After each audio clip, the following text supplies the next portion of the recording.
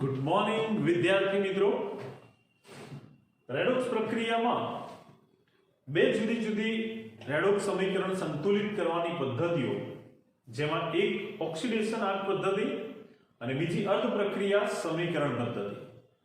જે પૈકી ઓક્સિડેશન આગ પદ્ધતિ વડે રેડોક્સ સમીકરણ કેવી રીતે સંતુલિત કરવાનું એસિડિક માધ્યમમાં એનો અભ્યાસ આપણે કર્યો હતો. આજે બીજી એક રેડોક્સ જોઈએ જે બેઝિક માધ્યમમાં સંતુલિત કરવા માટે કેવી રીતે આપણે રેડોક્સનું સમીકરણ સંતુલિત કરીશું જોઈએ. સૌથી પહેલા તમને એક કુટ પ્રશ્નની જેમ રકમ આપેલી હોય કે પરમેંગેનેટ આયનની બ્રોમાઇડ આયન સાથે રાસાયણિક પ્રક્રિયા બેઝિક માધ્યમમાં pH is greater than 7 એટલે આ 7 કરતા વધુ pH હોય તો એ બેઝિક માધ્યમ થશે. એમાં પ્રક્રિયા થતા પરમેંગેનેટ અને બ્રોમાઇડની પ્રક્રિયા બેઝિક માધ્યમમાં થઈને મેંગેનીઝ ડાયોક્સાઇડ અને બ્રોમેટ મળે છે. આ રાસાયણિક સમીકરણ પ્રક્રિયા એને ઓક્સિડેશન આગ પદ્ધતિ વડે સંતુલિત કરવાનું છે. તો ઓક્સિડેશન આગ પદ્ધતિના જે સોપાન હતા એ અહીંયા એપ્લાય કરીશું અને એને સંતુલિત કરીશું. બરાબર ધ્યાન આપજો. ઓક્સિડેશન આગના સોપાન તમને યાદ હોવા જોઈએ. સૌથી પહેલા વાત કરીએ આપણે સોપાન નંબર 1. એ પહેલું સોપાન શું હતું ઓક્સિડેશન આગ પદ્ધતિમાં? તો સોપાન 1 કે તમારે પ્રક્રિયામાં આયનીય સ્વરૂપે પ્રક્રિયા લખવાની, જેને આપણે ઓલરેડી લખી દીધી. ત્યારબાદ સોપાન 1 માં દરેક તત્વનો ઓક્સિડેશન આંક લખીશું. ધ્યાન રાખજો, ટૂંકમાં આપણે આજ યાદ રાખવાનું કે દરેક તત્વનો ઓક્સિડેશન આંક લખો. ચલો હવે દરેકનો ઓક્સિડેશન આંક દર્શાવી દઈએ. તો પરમેંગેનેટમાં ઓક્સિજનનો ઓક્સિડેશન આંક -2 લઈને Mn નો શોધીએ તો -2 * 4 -8, જમણી બાજુ +8 થશે, જતા 8 આ 1 8 - 1 +7, જે મેંગેનીઝનો ઓક્સિડેશન આંક થશે. બ્રોમાઇડ એનો વીજભાર -1 એ એનો ઓક્સિડેશન આંક થશે. એ જ પ્રમાણે MnO2 મેંગેનીઝ ડાયોક્સાઇડમાં ઓક્સિજનનો ઓક્સિડેશન આંક ઓક્સાઇડમાં -2 ગણીએ, એવા બે ઓક્સિજનનો -2 * 2 -4, તો Mn નો થશે +4. એ જ પ્રમાણે બ્રોમેટ એમાં ઓક્સિજન વધુ વિદ્યુત ઋણ હોય, એનો ઓક્સાઇડમાં -2 વીજભાર ગણતા 3 ઓક્સિજનનો થશે -2 * 3 -6, જે જમણી બાજુ લઈ જતા થશે +6, અને આ કુલ વીજભાર -1 એની સાથે 6 - 1 એટલે બ્રોમિનનો ઓક્સિડેશન આંક થશે +5. આ પ્રમાણે ઓક્સિડેશન આંક દરેક તત્વનો લખ્યા બાદ હવે સોપાન 2 તરફ આગળ વધીએ. બીજું સોપાન, જેમાં ઓક્સિડેશન આંકનો ફેરફાર થતો હોય એવા પરમાણુઓનું સંતુલન કરીશું. તો બીજું સોપાન કે ઓક્સિડેશન આંકમાં ફેરફાર થતો હોય તેવા પરમાણુઓનું સંતુલન કરવું.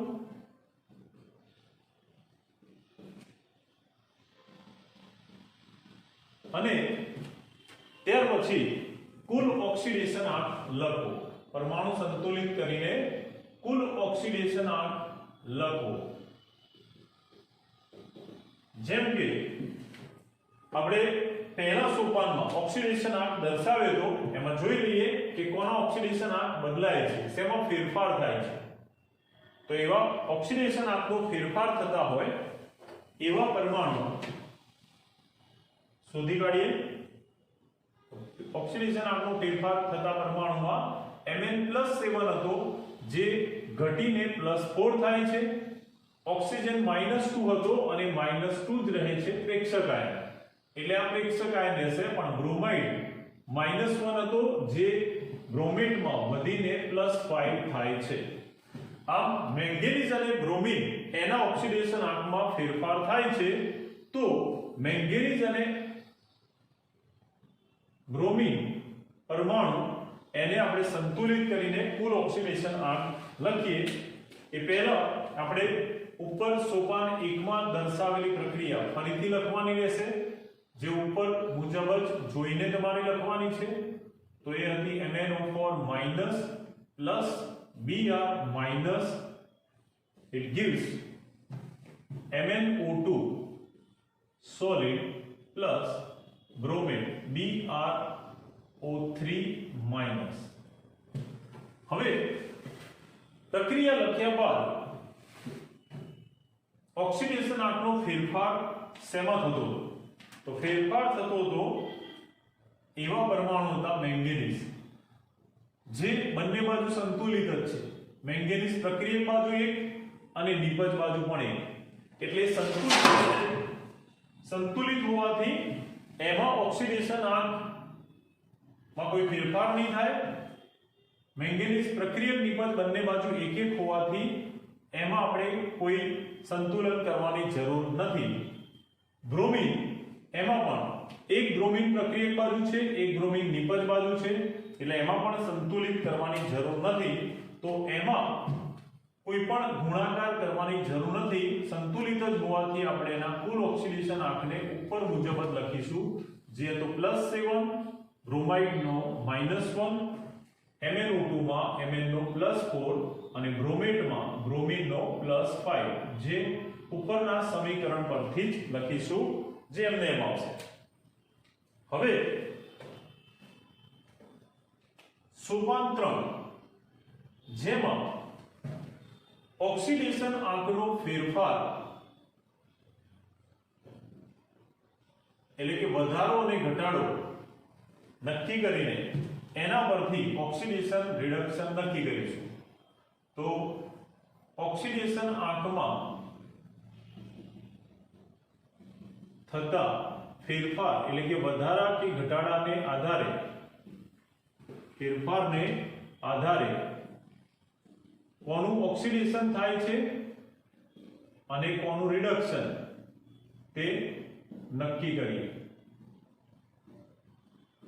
જો વધારો થાય તો ઓક્સિડેશન ઘટાડો થાય તો રિડક્શન તો ફરીથી ઉપરની પ્રક્રિયા એને એમને લખી દઈશું જે છે MnO4 minus plus Br minus it gives MnO2 plus BrO3 minus 1 હવે ઓક્સિડેશન આંકના મૂલ્યો પણ લખી દઈએ અને એના આધારે ઓક્સિડેશન રિડક્શન નક્કી કરીએ તો Mn ઓક્સિડેશન આંક +7 હતો બ્રોમાઇડ -1 ઉપરનું પદ જોઈને જ લખવાનું છે +4 અને બ્રોમેટમાં બ્રોમિનનો ઓક્સિડેશન આંક +5 હવે ફરીથી સોપાન વાંચીને આપણે એ પ્રમાણે કરીએ કે ઓક્સિડેશન આંકમાં વધારો થાય તો ઓક્સિડેશન તો Mn નો ઓક્સિડેશન આંક જે હતો +7 એમાંથી +4 થાય ત્યારે 7 માંથી 4 થવું એટલે ઓક્સિડેશન આંકમાં 7 માંથી 4 થયો એટલે 3 નો ઘટાડો કહેવાય ઓક્સિડેશન આંકમાં 3 નો ઘટાડો થાય અને ઘટાડો થાય તો એ થશે રિડક્શન પ્રક્રિયા જ્યારે બ્રોમિન એનો બ્રોમાઇડ તરીકે ઓક્સિડેશન આંક હતો -1 જે અહીંયા -1 માંથી +5 થાય છે -1 માંથી +5 એટલે આ 6 નો વધારો કહેવાય ઓક્સિડેશન આંકમાં 6 નો વધારો થાય છે અને વધારો થાય તો એ ઓક્સિડેશન પ્રક્રિયા કહેવાય આમ ઓક્સિડેશન આંકમાં વધારો થાય છે કે ઘટાડો આપણે ઓક્સિડેશન આંકમાં 3 નો વધારો એટલે ટૂંકમાં +3 3 નો ઘટાડો એટલે -3 વડે પણ દર્શાવી શકીએ ટૂંકમાં લખવું હોય તો માઈનસ નિશાની દર્શાવે છે કે એમાં 3 નો ઘટાડો થાય છે અને ઘટાડો થાય તો એ રિડક્શન પ્રક્રિયા થશે.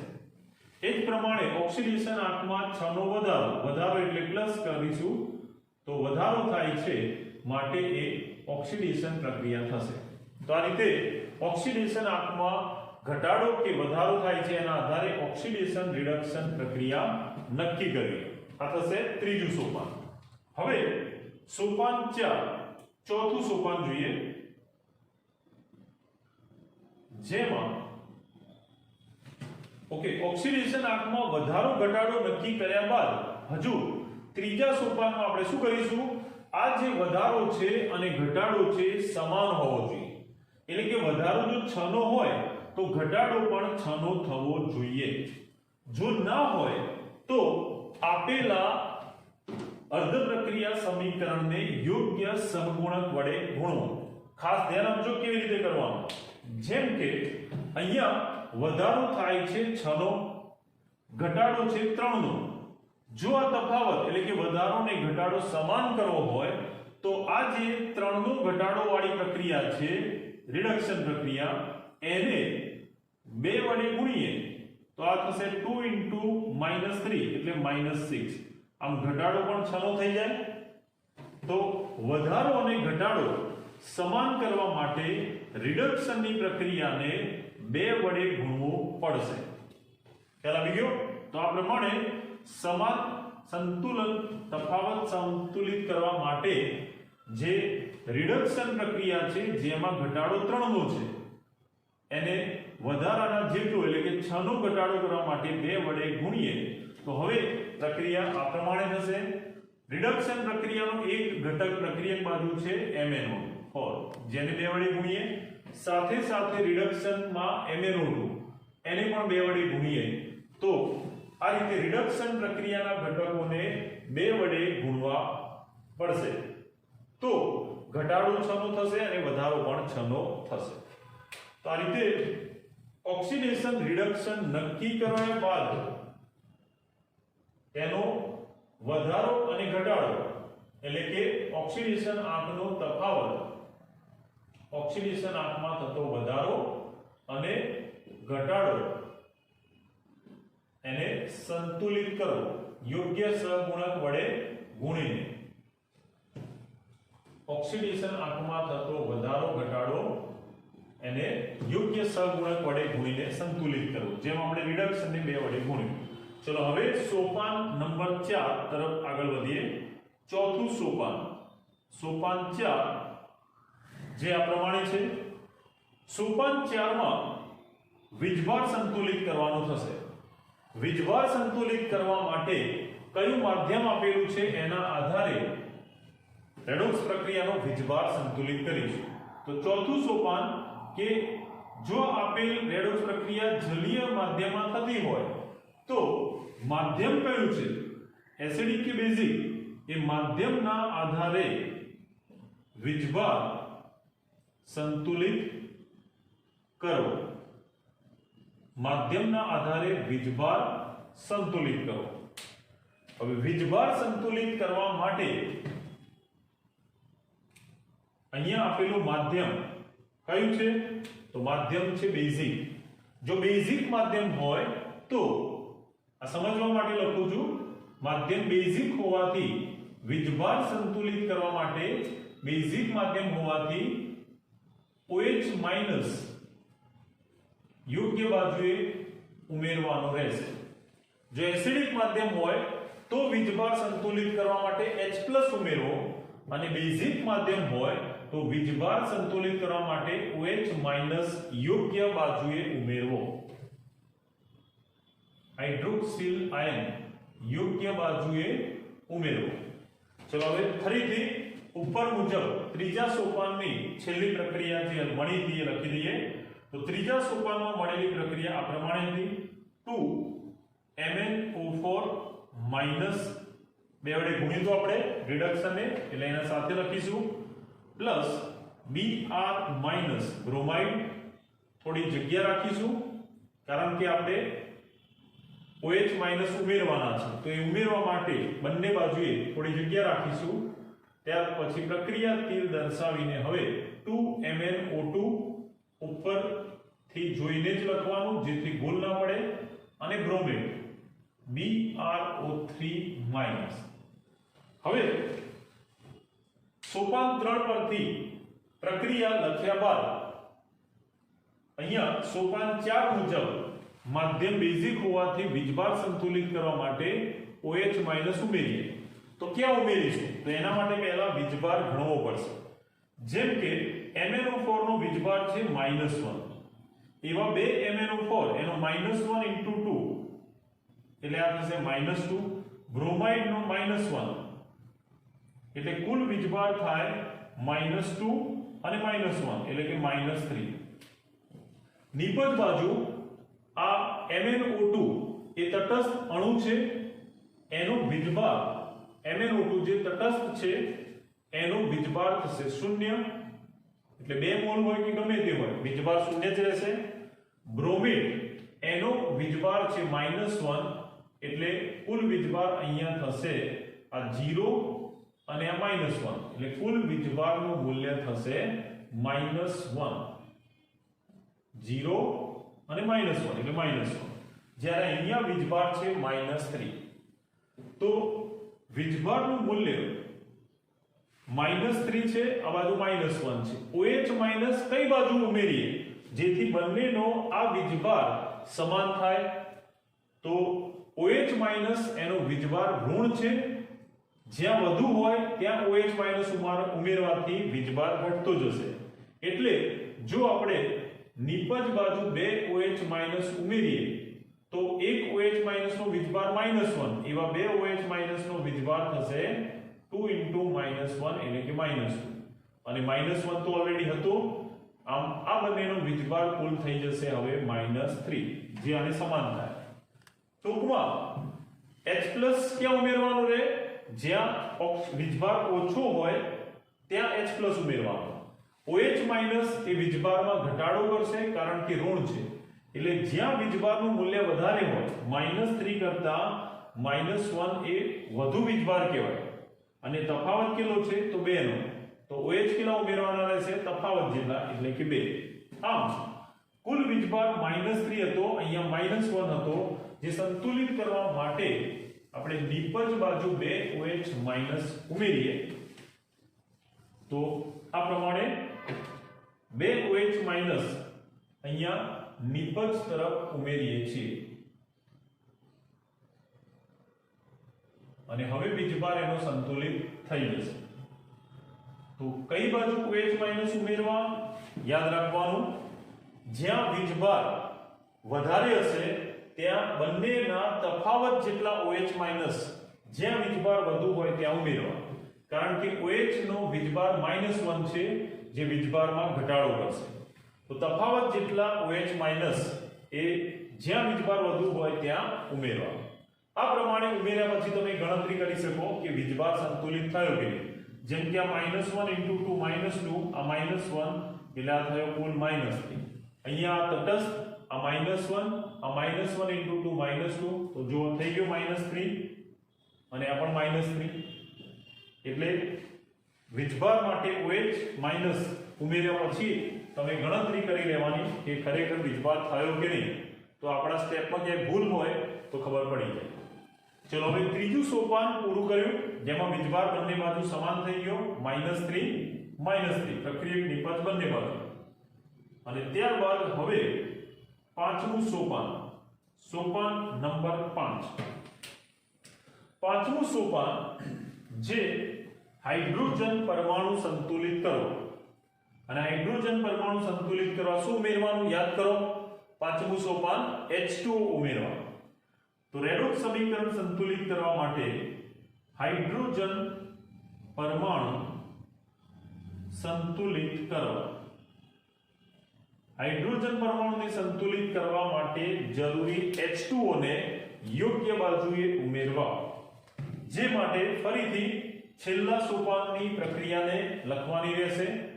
તો છેલ્લું સોપાન જે હતું એ ફરીથી લખી દઈએ 2MnO4 -1 plus Br minus, it gives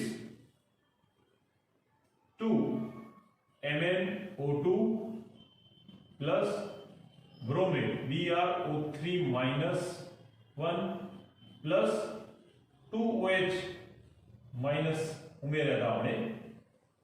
હવે બંને બાજુ હાઇડ્રોજન પરમાણુની સંખ્યા જોઈ લઈએ. પાંચમું સોપાન છે હાઇડ્રોજન પરમાણુ સંતુલિત કરો. તો હાઇડ્રોજન કઈ બાજુ ઓછા છે? જ્યાં હાઇડ્રોજન ઓછા હશે ત્યાં હાઇડ્રોજન સંતુલિત કરવા માટે જરૂરી H2O ઉમેરવાના રહેશે. તો પ્રક્રિયક બાજુ એક પણ હાઇડ્રોજન છે જ નહીં. નિપજ બાજુ અહીંયા હાઇડ્રોજનની સંખ્યા 0, નિપજ બાજુ હાઇડ્રોજન કુલ 2 છે.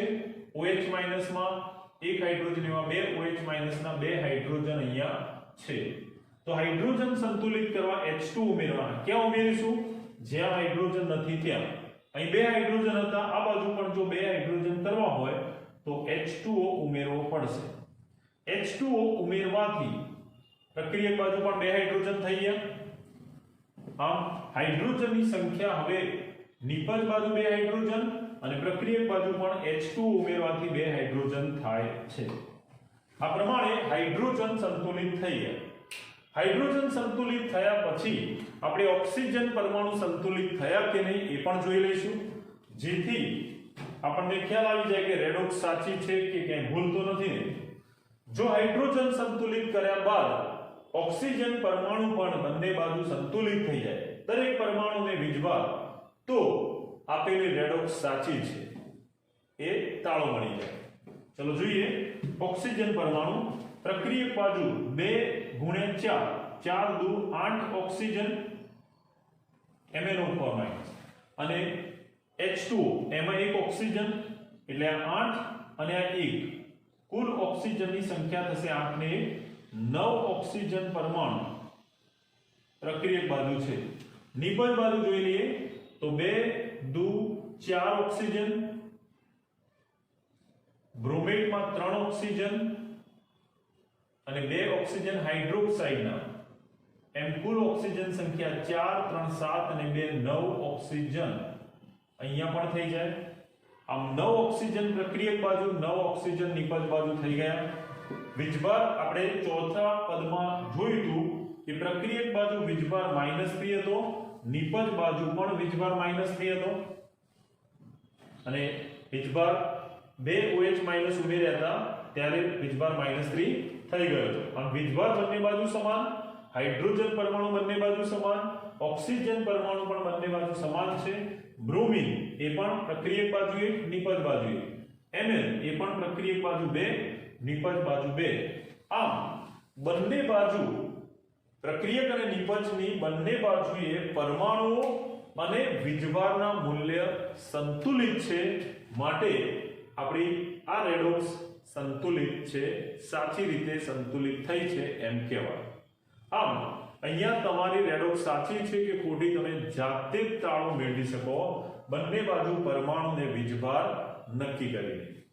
તો આવી જુદી જુદી રેડોક્સ તમારે કરવાની રહેશે. અત્યારે હાલ આ શીખવાડેલી રેડોક્સને બરાબર સમજવાની, એના સોપાન ખાસ યાદ રાખવાનું.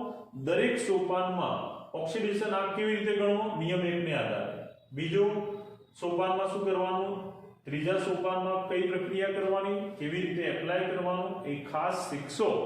અત્યારે શીખવાડેલી દરેક રેડોક્સને ઓછામાં ઓછી 4-5 વાર જાતે મોઢે સોલ્વ કરી શકો ત્યાં સુધી કરશો તો એના જેવી બીજી કોઈ પણ રેડોક્સ તમને ઈઝીલી આવડી જશે. ઓકે.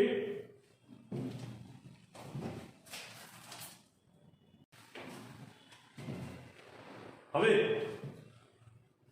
વધુ એક રેડોક્સ જોઈએ આપણે, ઓક્સિડેશન આંક પદ્ધતિ વડે સમીકરણ સંતુલિત કરવાનું.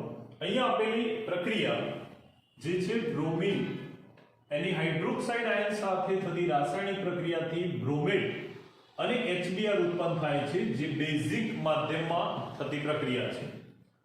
આ પ્રક્રિયાને ઓક્સિડેશન આંક પદ્ધતિ વડે સંતુલિત કરવાની છે. ઓક્સિડેશન આંક પદ્ધતિ અને અર્ધ પ્રક્રિયા સમીકરણ પદ્ધતિ,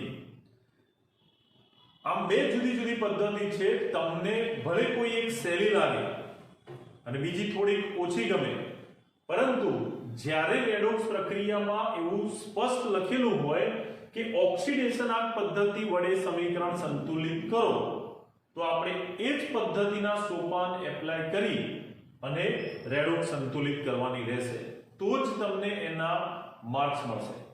અને જો એવું લખેલું હોય કે અર્ધ પ્રક્રિયા સમીકરણ પદ્ધતિ વડે સંતુલિત કરો, તો આપણે એ જ પદ્ધતિ અર્ધ પ્રક્રિયાવાળી પદ્ધતિથી જ રેડોક્સ સંતુલિત કરવાની રહેશે. એટલે સંતુલિત કોઈ પણ રેડોક્સ બંને પ્રક્રિયાથી થઈ શકે, પરંતુ તમને જે પદ્ધતિ વડે સંતુલિત કરવાનું કહ્યું હોય એના વડે જ એના જ સોપાનો વડે આપણે સંતુલિત કરીશું. ઓક્સિડેશન આંક પદ્ધતિ વડે વધુ એક રેડોક્સ જોઈએ. આપેલી પ્રક્રિયા એને પહેલા સોપાનમાં આયનીય સ્વરૂપે લખીશું. તો પહેલું સોપાન લખી દઈએ, સોપાન 1. પહેલું સોપાન જે છે એ છે કે આપેલી પ્રક્રિયાને આયનીય સ્વરૂપે દર્શાવો પ્રક્રિયક નિપજ તરીકે, અહીંયા ઓલરેડી આપેલા છે. અને ત્યારબાદ એના દરેક તત્વ નો ઓક્સિડેશન આંક લખો. તો દરેક તત્વનો ઓક્સિડેશન આંક લખીએ, જે માટે પહેલા આપણે રાસાયણિક પ્રક્રિયાને ફરીથી દર્શાવી દઈએ. તો અહીંયા આપેલી પ્રક્રિયા જે છે એ છે Br2. કોઈ પણ સોપાન એની ઉપરના પ્રક્રિયા પરથી જ તમારે દર્શાવવાનું રહેશે. Br2 plus OH minus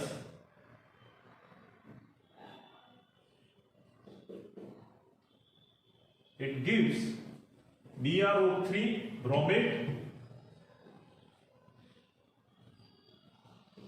plus HBr, જેના બદલે તમે Br માઈનસ પણ લખી શકો અને HBr લખશો તો પણ રેડોક્સ સંતુલિત થઈ જશે. અત્યારે આપણે આયનીય સ્વરૂપે લખીએ છીએ, માટે HBr માં રહેલો બ્રોમિન એને આયન સ્વરૂપે લખીએ છીએ. હવે આ જે રાસાયણિક પ્રક્રિયા છે એ રાસાયણિક પ્રક્રિયામાં દરેક તત્વનો ઓક્સિડેશન આંક લખીએ. હવે થોડું ઝડપથી જોઈશું. તો બ્રોમિન ઓક્સિડેશન આંક તટસ્થ અણુ હોવાથી 0, હાઇડ્રોક્સાઇડમાં હાઇડ્રોજનનો ઓક્સિડેશન આંક +1, ઓક્સિજન ઓક્સાઇડમાં -2. બ્રોમિન એમાં ઓક્સિજનનો ઓક્સિડેશન આંક -2 ગણતા 3 ઓક્સિજનનો -6, 3 * -2 -6, જે જમણી બાજુ જતા +6 થશે અને 6 - 1 કુલ વીજભાર -1 +6 = બ્રોમિન નો ઓક્સિડેશન આંક થશે +5. આમ ઓક્સિડેશન આંકનું મૂલ્ય બ્રોમિન માટે +5 મળશે. બ્રોમાઇડ એમાં બ્રોમિન નો ઓક્સિડેશન આંક થશે -1. તો આ થયું આયનીય સમીકરણ, જેમાં દરેક તત્વના પરમાણુનો ઓક્સિડેશન આંક દર્શાવે. હવે બીજા સોપાન તરફ આગળ વધીએ. સોપાન 2, જેમાં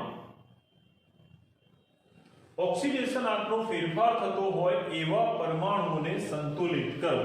બરાબર ધ્યાન આપજો. આ રેડોક્સમાં આપણે કેવી રીતે એને સંતુલિત કરીએ. તો બ્રોમિનનો ઓક્સિડેશન આંક 0 હતો, જે +5 થાય એટલે 5 નો વધારો, અને એ જ -1 થાય એટલે 1 નો ઘટાડો થાય છે.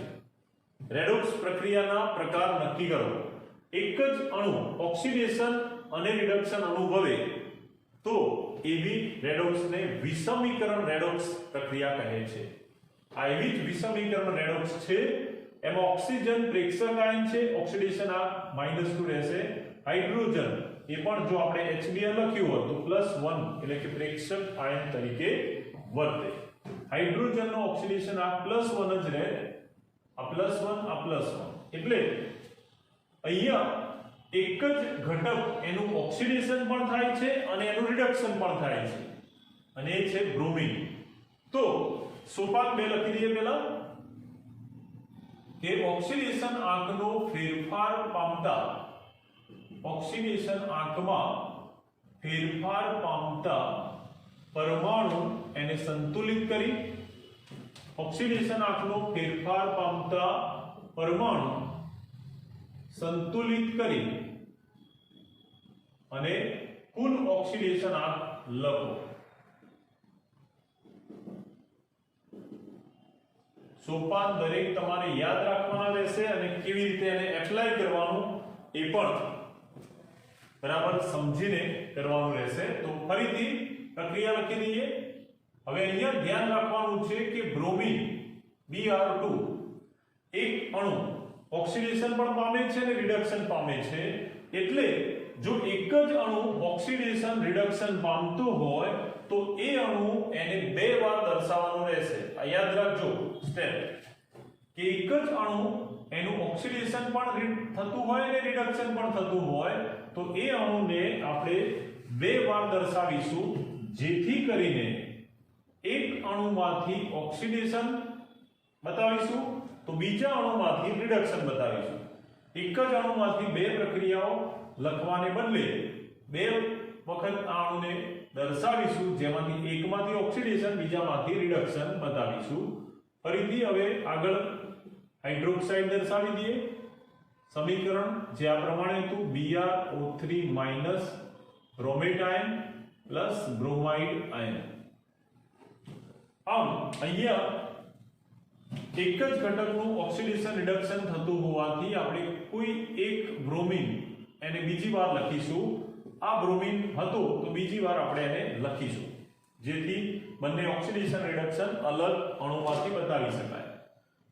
તો હવે એને સંતુલિત પણ કરી દઈએ. ધારો કે આપણે આ બ્રોમિન એને આની સાથે સંતુલિત કરતા હોઈએ તો અહીંયા બે બ્રોમિન છે, આની સાથે પણ આમાંથી બ્રોમાઇડ બને તો એ પણ બે થવા જોઈએ, એટલા માટે આપણે બે મૂકીશું.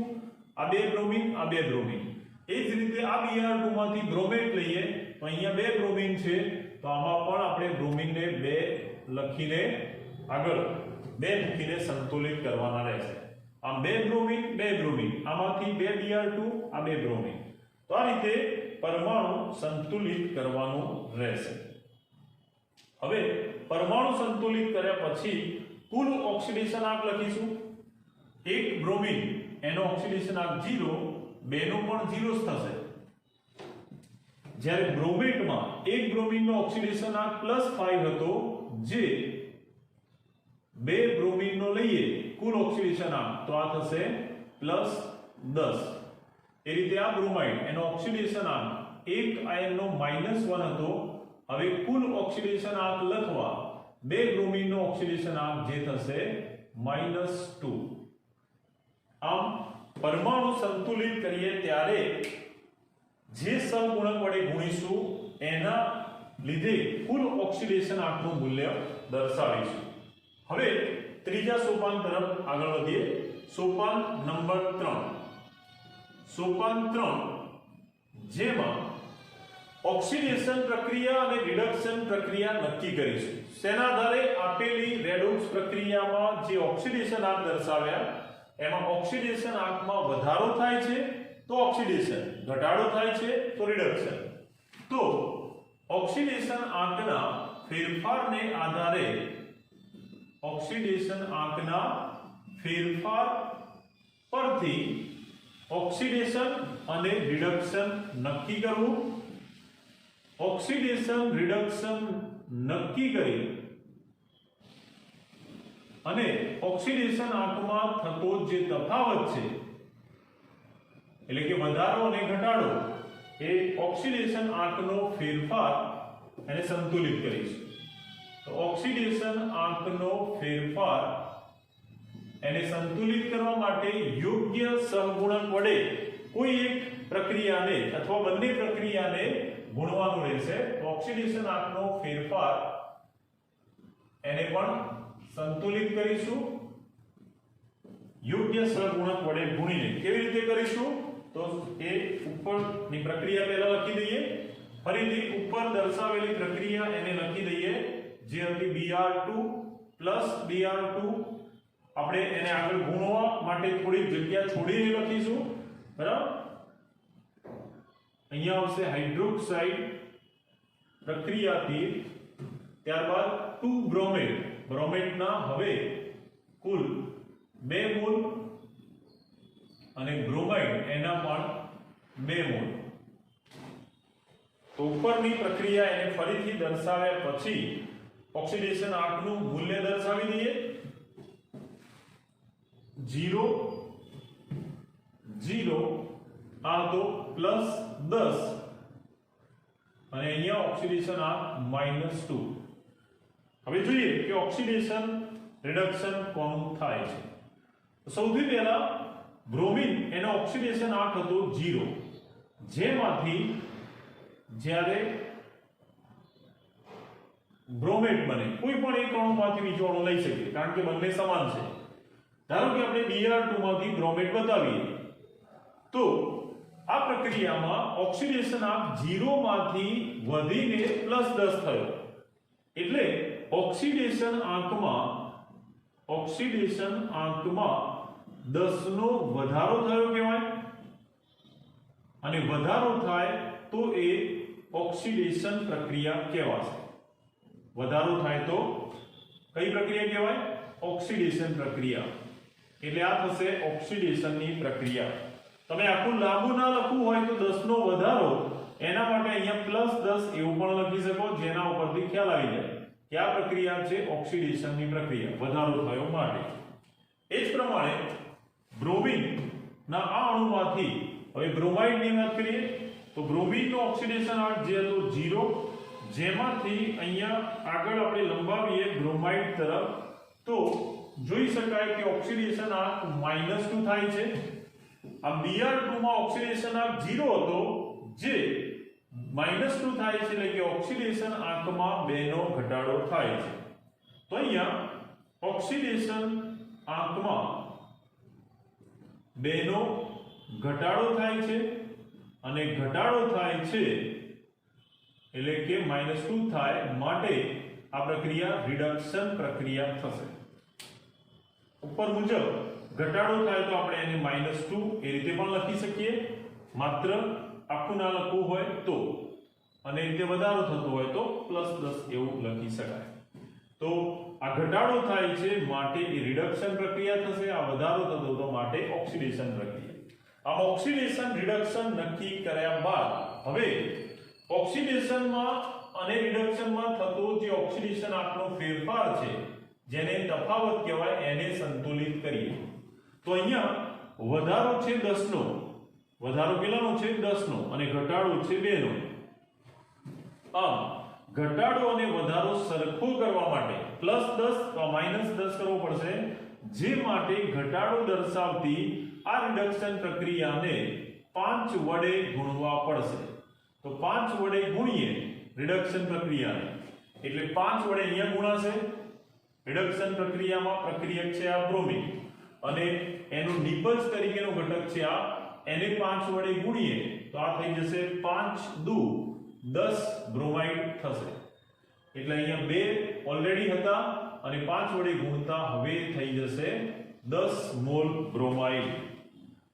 તો આ પ્રમાણે ઓક્સિડેશન રિડક્શન નક્કી કર્યા પછી એનો તફાવત એટલે કે વધારો ઘટાડો સરખો કરવા માટે જે મૂલ્ય નાનું હોય એને અથવા બંનેને યોગ્ય સહગુણક વડે ગુણી અને તફાવત સંતુલિત કરવાનો રહે.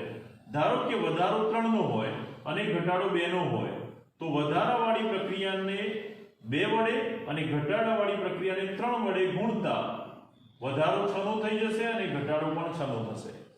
આમ તફાવત સંતુલિત કરવા કોઈ એક પ્રક્રિયા કે બંને પ્રક્રિયાને સંતુલિત કરવા માટે ગુણવાનું રહેશે. તો આ પ્રમાણે આપણે સંતુલિત કરીશું. હવે ચોથા સોપાનની પ્રક્રિયા જોઈએ. સોપાન 4.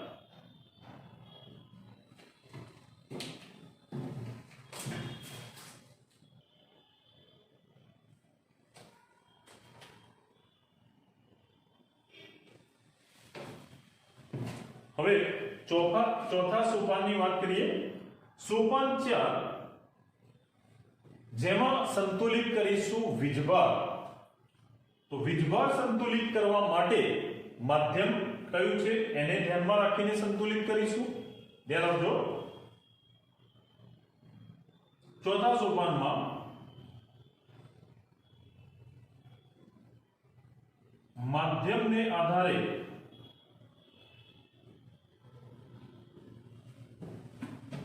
ઓક્સિડેશન વીજભાર સંતુલિત કરો.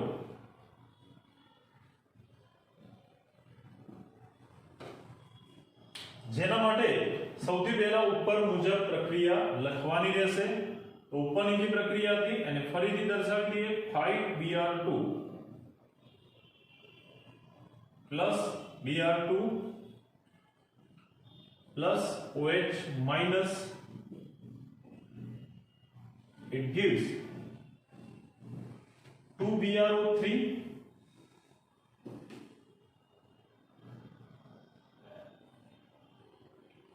bromate ion plus 10Br minus. વીજભાર સંતુલિત કરવા માટે માધ્યમ જોવું પડશે. તો અહીંયા આપેલું માધ્યમ જે છે બેઝિક માધ્યમ. માધ્યમ બેઝિક હોવાથી બેઝિક માધ્યમ હોય તો વીજભાર સંતુલિત કરવા માટે OH માઈનસ ઉમેરવો પડે. એટલે OH માઈનસ ઉમેરીને આપણે વીજભાર સંતુલિત કરીશું કારણ કે માધ્યમ બેઝિક છે. જો એસિડિક માધ્યમ હોત તો H+ ઉમેરવાનું થાય. ચલો OH માઈનસ ઉમેરીએ. કઈ બાજુ ઉમેરવાનું થશે? તો સૌથી પહેલા વીજભાર ગણવો પડશે. તો પ્રક્રિયક બાજુ 5 બ્રોમિન તટસ્થ, આપણ તટસ્થ એટલે વીજભાર 0 થશે. આનો વીજભાર -1, આ બાજુ -1 * 2 એટલે આ થશે -2. આ -1 એવા 10 એટલે વીજભારનું મૂલ્ય થશે -10. આ -10 અને આ -2 એટલે આ કુલ થશે -12. એ રીતે આ બાજુ કુલ વીજભારનું મૂલ્ય છે -1. એનો મતલબ કે તફાવત કેટલાનો થયો? તો તફાવત છે 11. -1 માંથી -12 કરવા માટે બીજા -11 વીજભાર પ્રક્રિયક બાજુ જરૂર પડે. પ્રક્રિયક બાજુ -11 જો થાય વીજભાર તો કુલ વીજભાર -12 નિપજ તરફના વીજભારની સમાન થશે. જેના માટે આપણે 11 OH માઈનસ ઉમેરીશું. શું ઉમેરીશું? 11 OH માઈનસ. આ 11 OH માઈનસ પ્રક્રિયક બાજુ જો ઉમેરીએ તો એને કારણે વીજભારનું મૂલ્ય પ્રક્રિયક બાજુ minus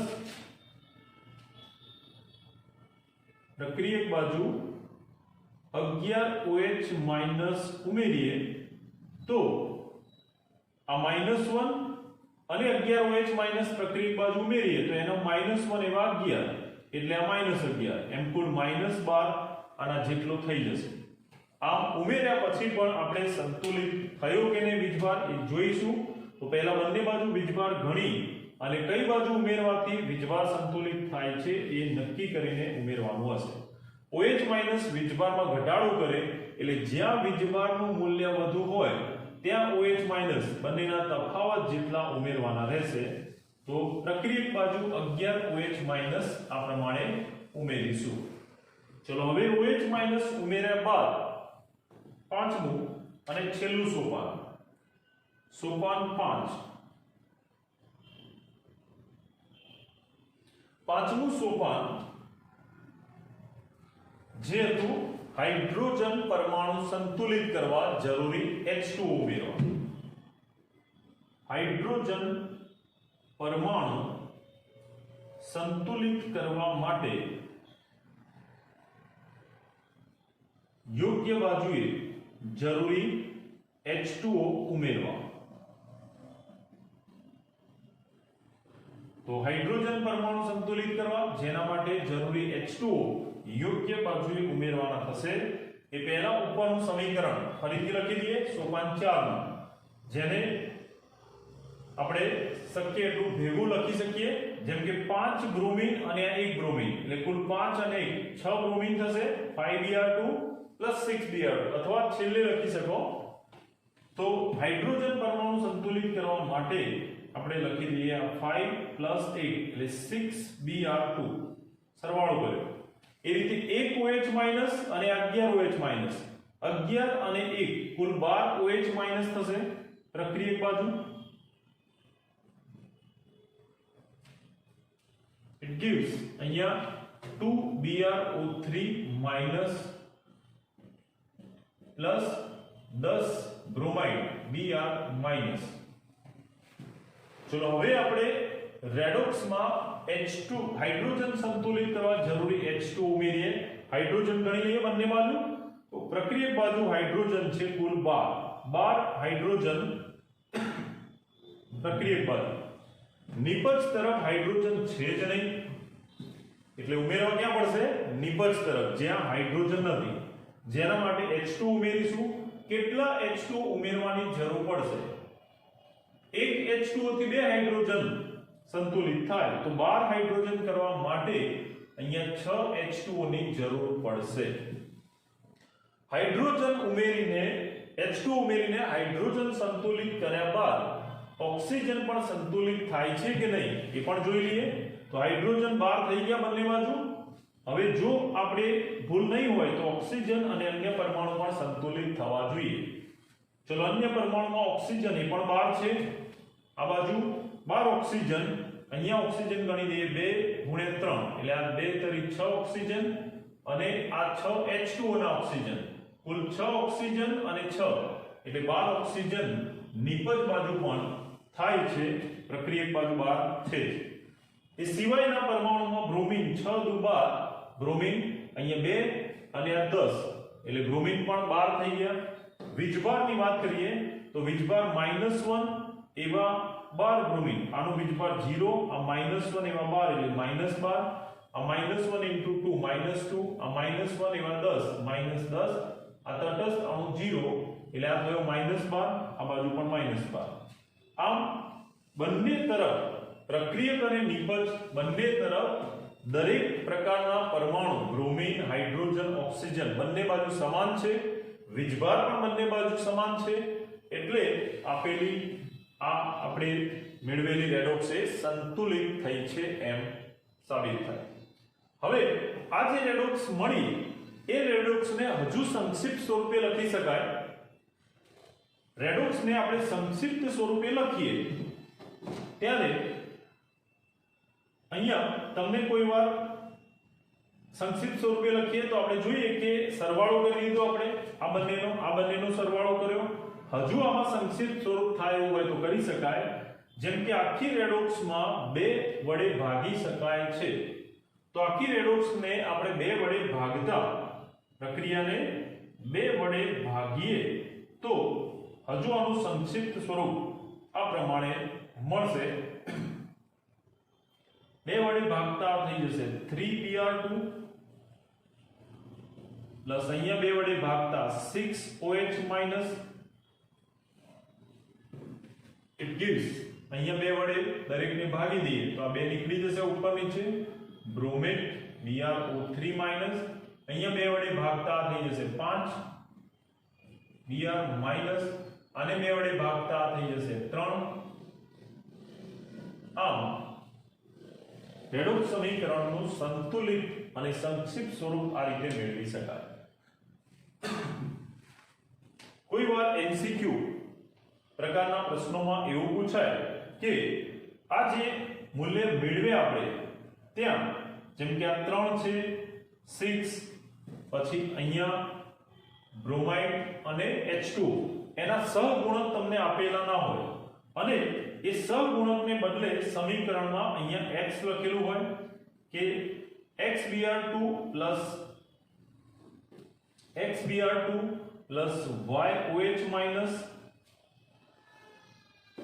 xBr2 plus YOH- it gives ZBrO3- અહીંયા m અહીંયા n આ રીતે આપેલું હોય એને પૂછાય કે સંતુલિત રેડોક્સ એમાં સહગુણક x y z m n મેળવો. તો સંતુલિત રેડોક્સ જ્યારે મળશે તો એમાં આપણે સરખામણી કરી શકીએ કે x નું મૂલ્ય કેટલું મળે છે તો 3, y નું મૂલ્ય એ હાઇડ્રોક્સાઇડનો સહગુણક છે જે 6 થશે. એ જ રીતે z નું મૂલ્ય જે બ્રોમેટનો સહગુણક છે એનું મૂલ્ય 1 થશે. એ રીતે m = 5 અને n = 3. આમ તમને આપેલી રેડોક્સમાં જે અજ્ઞાત મૂલ્ય આપ્યા હોય x y આ રીતે જે સહગુણકો મૂકેલા હોય એને સંતુલિત રેડોક્સ સાથે સરખાવીને સાચો જવાબ મેળવી શકાય. જી નીટ ના જે પ્રશ્નો હોય 4 માર્ક્સના એમાં આ પ્રમાણે પ્રશ્ન પૂછાય તો જેને તમે રફલી ઝડપથી સોલ્વ કરીને આ પ્રમાણે એના સહગુણક સરખાવી શકો. ઓકે.